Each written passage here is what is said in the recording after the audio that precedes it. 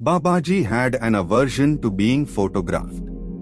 In fact, knowing that I was an artist myself, he had prohibited me from drawing or painting his portrait.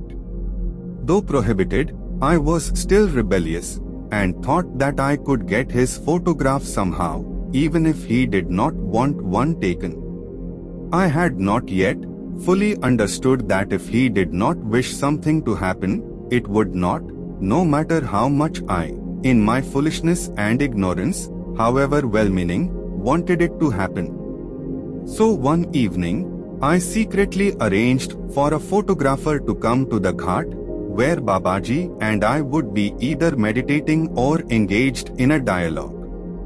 I had befriended a photographer, a young Gharwali from Dehradun named Prashant Rawat. Several days ago, we had agreed that he would come around 5 p.m. to the Sivananda Ghat on a certain day.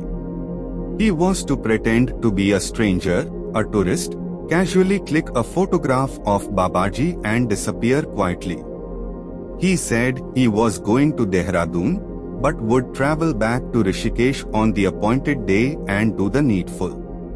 He was as eager to get Babaji's picture as I was and took it as a. On that particular evening, my only fear was that Babaji would cancel the walk. He did not. Madhu, let's cross to the other side and sit on the steps of the Sivananda Ghat, your favorite spot, he said. So, we sat on the steps facing the river and Babaji reminisced about old Rishikesh when there were no big ashrams except the Swarg ashram. Swami Sivananda had not as yet founded the Divine Life Society and lived in a small kutir on the other side belonging to the Swarg ashram. People called him Dr. Swami because he treated sick sadhus. I asked him a few questions about Lakshman Jhula and Purani Jhadi and he answered them. Then, the discussion went on to certain personal matters regarding sadhana. I was becoming a little restless and anxious as there was no sign of Rawat, the photographer. 1 hour passed and still no Rawat in sight. Finally, Babaji looked into my eyes and said in a matter-of-fact way, "No point in getting distracted and restless, Madhu, that photographer of yours won't come." I was stunned. Babaji,